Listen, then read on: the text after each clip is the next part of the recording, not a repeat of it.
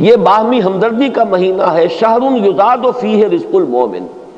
اور یہ ایسا مہینہ ہے کہ جس میں مومن کے رزق میں برکت ڈال دی جاتی ہے، مومن کا رزق بڑھا دیا جاتا ہے۔ من فطر فیہ صائما، جس کسی نے افطار کرایا اس میں کسی روزے دار کو، کان لہ مغفرۃ لذنوبہ وعتق رقبتہ من النار، تو وہ اس کے لیے اس کے گناہوں کی مغفرت کا سبب بن جائے گا اور اس کی گردن کے آگ سے چھٹکارا پانے کا ذریعہ بن جائے گا، کسی روزے دار کا افطار کرانا۔ اب اس میں جو تفصیل آگے بھی آ رہی ہے اور اس وقت بھی جو بات ہو رہی ہے اس کو سمجھ لیجئے۔ ہمارے ہاں اس دور میں عام طور پر رزق کی فراوانی ہے، وہ جو فاقہ اور فقر کی جو کیفیات پچھلے زمانوں کے اندر سننے میں آتی، عام طور پر وہ اب دنیا میں موجود نہیں ہے۔ لیکن یہ کہ اس دور کا تصور کیجئے کہ وہاں ایسا بھی ہوتا تھا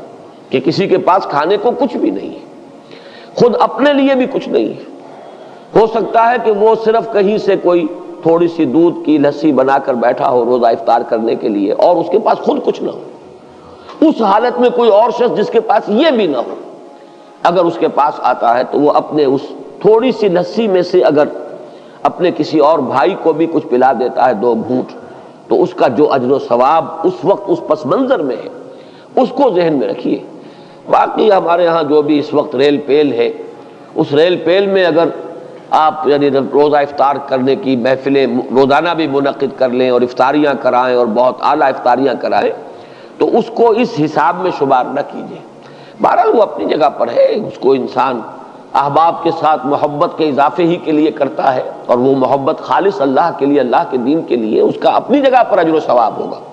لیکن یہ جو اجر و ثواب یہاں بیان ہو رہا ہے اور جس درجے کا اجر و ثواب بیان ہو رہا ہے، اس کے لیے اس قسم کے پس منظر کو سامنے رکھنا ضروری ہے، ورنہ یہ بہت مبالغہ سا معلوم ہوتا ہے کہ اتنی سی بات کے اوپر اتنا بڑا اجر و ثواب۔ لیکن اس کو اگر اپنے اوپر انسان طاری کرے، جیسا کہ آتا ہے بہت سے صحابہ کے بارے میں، انہیں تو فاقے ہوتے تھے اور کئی وقت کے فاقے، اصحاب صفہ خاص طور پر، کہیں سے کچھ آگے آئے تو کھا لیا ہے اور نہیں آیا ہے تو کئی وقت کے فاقے ہو رہے ہیں۔ حضرت ابو ہریرہ فرماتے ہیں رضی اللہ تعالی عنہ، کیونکہ وہ بھی اصحاب صفہ میں شامل تھے، کہ ایسا بھی ہوتا تھا کہ کئی وقت کے مسلسل فاقے کی وجہ سے غشی طاری ہو جاتی تھی، لیکن لوگ یہ سمجھتے تھے کہ شاید انہیں مرگی کا دورہ پڑا ہے، لہذا وہ گردن پر پاؤں رکھ کے اور دباتے تھے۔ یہ کیفیت بھی وہاں پر ہوتی تھی، چونکہ اللہ تعالیٰ نے جو نظام محمد الرسول اللہ صلی اللہ علیہ وسلم کو دیا اس میں وہ جبری مساوات نہیں تھی، والنٹری تھا جو معاملہ تھا۔ جو زکوٰۃ ہے وہ فرض ہے، لیکن یہ کہ باقی صدقہ خیرات اپنے رزق میں دوسروں کو شامل کرنا یہ لوگوں کے اپنے جذبے پر چھوڑ دیا گیا تھا۔ لہذا وہاں انصار کے ہاں عام طور پر یہ نہیں تھا کہ اسی قسم کے حالات پورے مدینے میں تھے۔ وہ واقعہ بھی آتا ہے کہ خود حضور صلی اللہ علیہ وسلم کو کئی وقت کا فاقہ تھا، لیکن ظاہر بات ہے کہ حضور کسی کے سامنے دست سوال دراز کرنے والے تو نہیں تھے۔ اتنے میں حضرت ابو بکر آ جاتے ہیں اور ان کی کیفیت بھی وہی ہے، حضور نے دیکھ لیا، چہرے سے مشرے سے اندازہ ہو جاتا ہے کہ فاقہ ہے۔ حضرت عمر آئے، ان کا حال بھی یہی ہے۔ تو حضور پھر ان دونوں کی وجہ سے اٹھے، ان کو لے کر ایک انصاری کے باغ میں پہنچے۔ اب ان انصاری صحابی کی عید ہو گئی کہ حضور تشریف لائے، وہ دوڑے فوراً باغ میں سے کچھ انگوروں کے خوشے کچھ اور چیزیں لا کے فوراً رکھی اور پھر چھری ہاتھ میں لے کر دوڑے لپکے کہ کسی جانور کو ذبح کریں اور پھر یہ کہ ضیافت کا اہتمام کریں۔ تو حضور نے فرمایا دیکھنا کہ کسی دودھ دینے والے جانور کو ذبح نہ کرنا، کوئی اور نہ ہو اور بکری ہی ہو اور وہ دودھ دیتی ہو اور بچوں کے لیے وہ ایک ذریعہ بنتا ہو اور تم اس کو ذبح کر دو۔ بہرحال اس کے بعد انہوں نے، جیسا کہ آپ کو معلوم ہے کہ وہاں گوشت اس طرح تیار نہیں ہوتا تھا، وہ تو بس یہ کہ اس کو گوشت کو تیار کیا اور سیکا آگ کے اوپر اور گوشت تیار ہے کھانے کے لیے۔ تو وہ حضور نے بھی تناول فرمایا، حضرت ابو بکر نے، حضرت عمر نے، اور پھر حضور نے فرمایا روٹی کا تھوڑا سا ٹکڑا لے کر اس پر چند بوٹیاں رکھ کر کہ یہ عائشہ کو بھی دے آؤ، اسے بھی کئی وقت کا فاقہ ہے رضی اللہ تعالیٰ۔ ان حالات کو دیکھیے کہ اس میں یہ کیفیت ہے کہ ایک آدمی جبر کر رہا ہے، اس نے فرض کیجئے کہ اس سحری کے وقت بھی اسے کچھ نہیں ملا ہے، روزہ ایسے ہی رکھ لیا ہے، اب روزے کے افطار کے وقت اسے کوئی شے جو ہے میسر آ گئی ہے، اس کو لے کر وہ بیٹھا ہے کہ دیکھتا ہے کہ کوئی اور ساتھی، کوئی اور دوست، کوئی اور مسلمان بھائی ایسا بھی ہے جس کو یہ بھی میسر نہیں۔ اب اس میں سے وہ چند گھونٹوں میں سے چند گھونٹے پلا دینا، اگر ایک گلاس کسی کے پاس ہے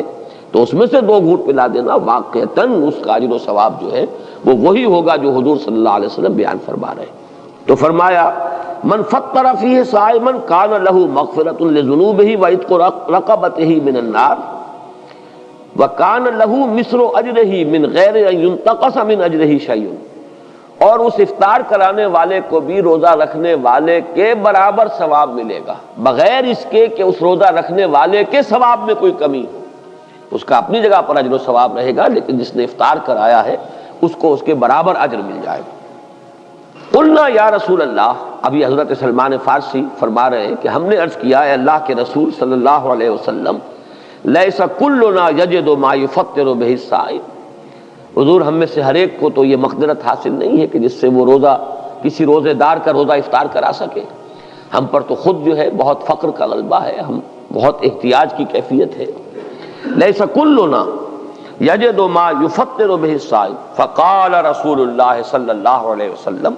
تو ارشاد فرمایا اللہ کے رسول صلی اللہ علیہ وسلم نے، یعطی اللہ ھذا الثواب، اللہ تعالیٰ یہ ثواب عطا فرما دے گا اس شخص کو بھی، من فطر صائما علی مضغۃ لبن، جس نے کسی روزے دار کا روزہ افطار کرایا کسی لسی کے گھونٹ پر، اور شربت من ماء، یا پانی بھی کسی وقت اس قدر کمیاب ہو جاتا ہے کہ پانی ہی نہیں ہے، تو پانی میں سے بھی کسی کو حصے دار بنا لیا ہے، تو وہ اس کو ومن اشبع صائما سقاہ اللہ من حوض شربۃ لا یظمأ حتی یدخل الجنہ، اور جو شخص کسی روزے دار کو پیٹ بھر کر سیر ہو کر کھانا کھلائے گا اس کو تو اللہ تعالیٰ میرے حوض سے، حوض کوثر سے پلائے گا، سیراب کرے گا، اور اس طرح سیراب کر دے گا کہ پھر جب تک وہ جنت میں داخل نہیں ہو جائے گا اسے پیاس کا احساس نہیں ہوگا، یعنی اس درجے سیری کا احساس ہو جائے گا کہ اللہ تعالیٰ جب تک کہ وہ جتنے مراحل ہیں یوم حشر کے اور اس کے مختلف مراحل اور مدارج، وہ آپ کو معلوم ہے یوم یجعل الولدان شیبا السماء منفطر بہ کان وعدہ مفعولا، وہ دن کے جس کے شدائد ایسے ہیں کہ بچوں کو بوڑھا کر دینے والا دن ہے، تو اس دن پھر پیاس نہیں لگے گی اس شخص کو جس کو اللہ تعالیٰ میرے حوض سے پلائے گا۔ تو فرمایا کہ جو کسی صائم کو پیٹ بھر کر کھانا کھلائے گا روزے دار کو، سقاہ اللہ من حوض شربۃ لا یظمأ حتی یدخل الجنہ وہو شہر اولہ رحمہ، یہ جو مہینہ مبارک ہے اس کے 3 عشرے ہیں۔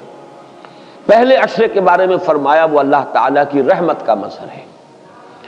وَأَوْسَطُهُ مَغْفِرَةٌ، اور اس کا درمیانی عشرہ جو ہے وہ گویا کہ اللہ تعالیٰ کی طرف سے مغفرت کا پروانہ لے کر آتا ہے، وَآخِرُهُ عِتْقٌ مِّنَ النَّارِ، اور اس کا آخری عشرہ وہ تو گویا کہ آگ سے مستقل چھٹکارا پا جانے کا پروانہ ہے۔ وَمَنْ خَفَّفَ عَن مَمْلُوكِهِ فِيهِ غفر اللہ لہ وَاعْتَقَہُ مِنَ النَّارِ، اور جو شخص اس ماہ مبارک میں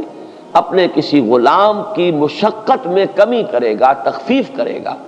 تو اللہ تعالیٰ اس کی مغفرت فرمائے گا اور اسے جہنم کی آگ سے چھٹکارے کا پروانہ عطا فرما دے گا۔